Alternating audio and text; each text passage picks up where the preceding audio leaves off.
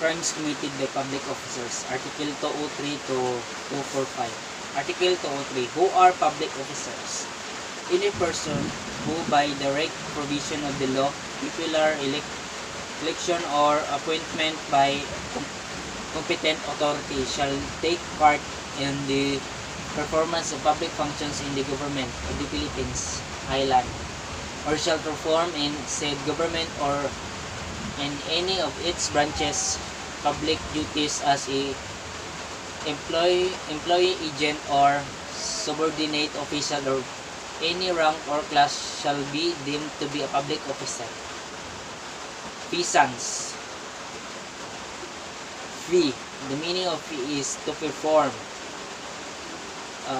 Only applies in the revised penal code. Only applies to crime committed by public officers. Misfeasance. Improper performance of some act which might lawfully be done. Intentionally o hindi ginawa. Culpa, there is negligence or improvements. So, improper performance of some act which might lawfully be done. Number 2, malfeasance. Performance of an act which ought not be done. Hindi dapat ginawa. Malice. Dulo, so the commission of a particular act that is by dulo intent. Non-feasance, omission of same act which ought to be performed. Omission, dulo, hindi pagawa. None means hindi ginawa na dapat sana gawin. Article 208. Reelection of duty and prosecution of offenses. Acts punishable. Number 1. By maliciously refraining from institution prosecution against violators of the law. 2. By maliciously tolerating the commission of offenses.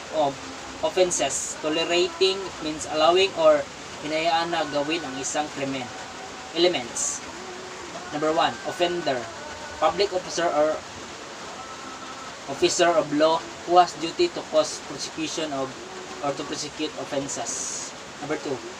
Reelection of duties of his office, knowing omission of crime he does not cause prosecution of criminal, or knowing that crime is about to be committed, he tolerates its commission. Article 210. Direct bribery. Dulo. Acts punishable in direct bribery. Number 1. By agreeing to perform or by performing in consideration of any officer promise, gift, or present an act constituting a crime in connection with the performance of his official duties. Dalawang paraan. Agree at perform. Number 2. By accepting a gift in consideration of the execution of an act which does not constitute a crime in connection with the performance of his official duty. Ang krimen ng direct bribery, ang liable nito ay ang tumanggap. Kapag ang nagbigay, hindi direct bribery ang kaso, kundi corruption of public officers. Article 210, direct bribery, continuation. Number 3. By agreeing to refrain or by refraining from doing something which is official duty to do in consideration of gift or promise. Official duty to do. Part ng ganyang trabaho dapat gawin niya pero sinuhulan siya because of the consideration or promise. Example, police officer is served warrant of arrest. Part ng kanyang trabaho pero sinuhulan siya ng taong ulihin niya. Dalawang klase ng direct bribery, act at refrain. Act omission. Agreeing to perform or performing act. Consideration of gift. In return, act of crime. Relative to official duty. In connection with performance of his official duty. Act omission. Accepting a gift and executing. Consideration of gift. In return, act not crime but unjust. Relative to official duties. In connection with performance of his official duty. Agreeing to refrain or refraining. Omission, ang hindi paggawa of gift. omission something relative to official duty to do. Ito ang tatlong klase ng direct bribery. Dulo pa rin means of act. Halimbawa, kung ang penalty nito ay reclusion perpetua, hindi niya hinuli ang tao na gumawa ng krimen, so not just the ordinary or simple case of direct bribery that will be a qualified bribery. Article 211, indirect bribery. Number 1, offender. The offender there is also a public officer or employee. 2, he accepts gift, and 3, the gift offered to him by reason of his office. Sa pagtanggap lang ng regalo, hindi kailangan dapat gawin niya o may kapalit. Direct bribery. The difference between direct bribery and indirect bribery. Both crimes, public officer receive gift, existence of agreement, PO and giver, present and absent. Necessity of performance. Number 1, agrees to perform act. Performs act, refrains doing. No requirement for the performance of act or promise to do act. There is what we call agreement between the two. Article 211, a qualified bribery. Number 1, public officer or entrusted with law enforcement. Number 2, offender refrains from arresting or prosecuting offender who has committed crime punishable by RP and or death, reclusion perpetua and or death. Number 3, offender refrains from arresting or prosecuting the offender in consideration of any promise or present. Article 212, corruption of public officials. Number 1, offenders offers or promises or gives gift or present to do public officer, and number 2, offers or promises made or gift or presents given to public officer under circumstances that will make public official liable for direct bribery or indirect bribery. Attempted bribery. For example, one person back out. Ang bribery sa public officer, sinabihan niya yung tao na posibleng magbigay sila ng slip. Magbigay ka ng 2,000 pesos, ako na bahala mag-process ng papel. So we have actions of pagpayag ng giver, pero bago pa maabot yung tinatawag na punto, nandun na magbayaran ng 2,000. Nagsumbong si giver sa pulis na ganito ganyan, magbayad ako dito para gawing public officer. So sinumbong niya nung araw na yon na supposedly magbayaran sila sa isang lugar or isang oras to particular time. So pagbayad, pagtanggap, hinuli ang public officer na tumanggap. Matawag ba natin na consummated? The answer is no. Yung substitution na yan, that will only attempted, so liable, attempted bribery.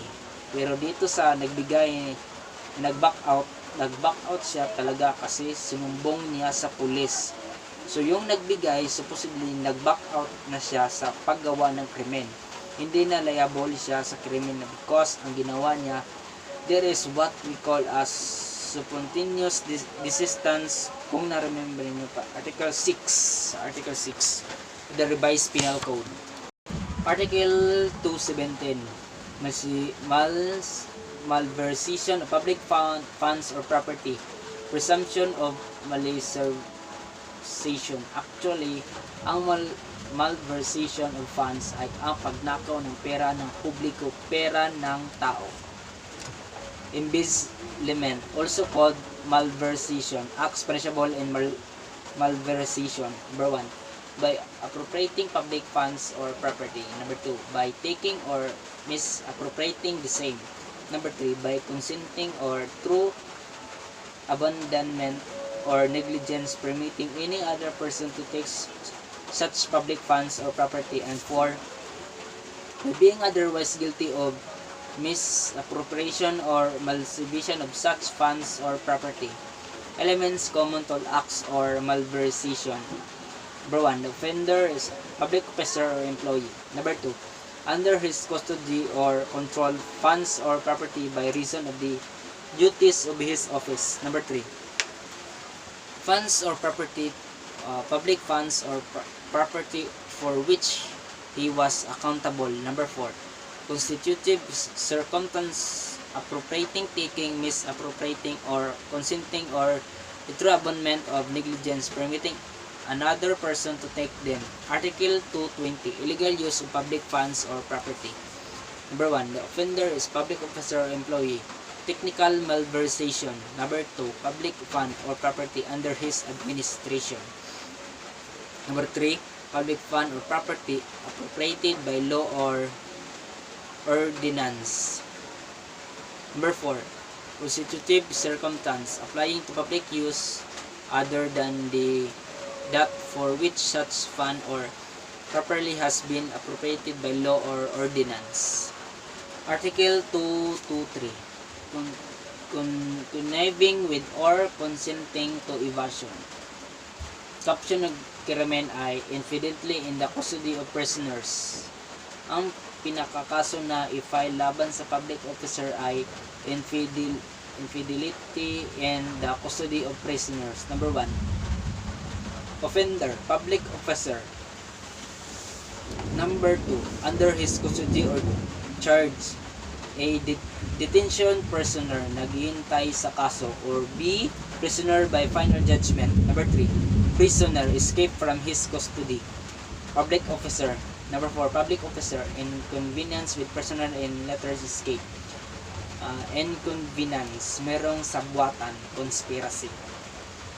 Article 224. Evasion through negligence. Offender, public officer.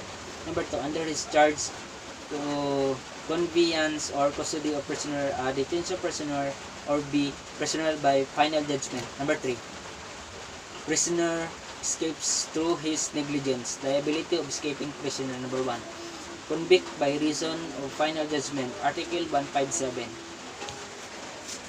Number 2. Detention prisoner. No liability. Walang final judgment. Article 225. Escape of prisoner under the custody of a person not a public officer. Number 1. Offender, private person. Number 2. Confided to him. Conveyance or custody of prisoner or person under arrest. Number 3. Prisoner or person under arrest escapes. And 4. Offender consents to the escape of the prisoner or person under arrest, or that the escape takes place through his negligence. Article 235. Maltreatment of prisoners. Number 1. Offender, public officer or employee. Number 2. Under his charge, prisoner or detention prisoner. Number 3. Manner of maltreatment. By overdoing in correction or handling of prisoner or detention prisoner under his charge. By imposition of punishment not authorized by regulation, or by inflicting such punishments, those authorized in cruel and humiliating manner, by maltreating such prisoner to extort confession or to obtain some information from the prisoner. Article 245. Abuses against chastity. Offender, public officer. He solicits or makes immoral advances to women. Number 3. Woman must be A.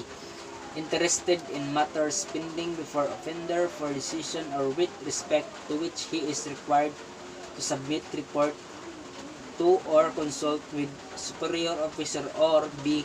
Under custody of offender who is warden or other public officer directly charged with care and custody of prisoners or persons under arrest, or C.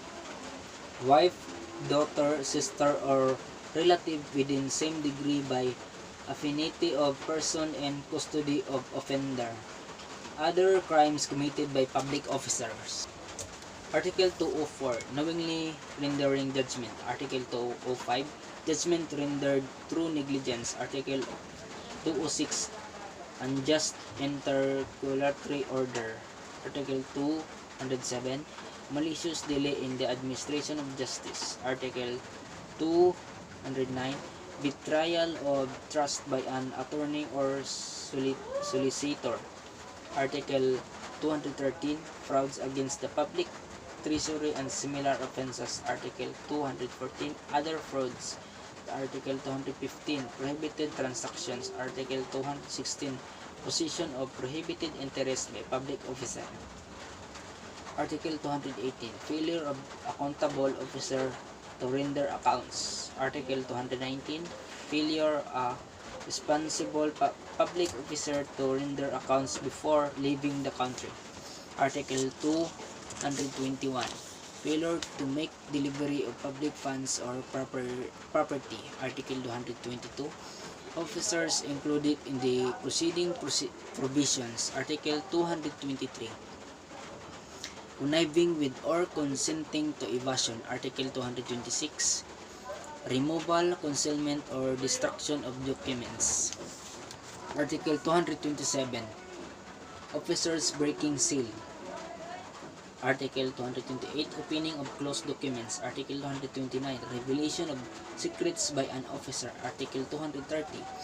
Revealing secrets of private individual. Article 231. Open disobedience. Article 232. Disobedience to order of a superior officers when said order was suspended by inferior officer. Article 233. Refusal of desistance. Article 234. Refusal to discharge elective office. Article 236. Anticipation of duties of a public officer. Article 237. Prolonging performance of duties and powers. Article 238. Abandonment of office or position. Article 239. Usurpation of legislative powers. Article 241. Usurpation of judicial function. Article 242. Disobeying requests for disqualifications. Article 243. Orders or requests by executive officers to any judicial authority. Article 244. Unlawful appointments.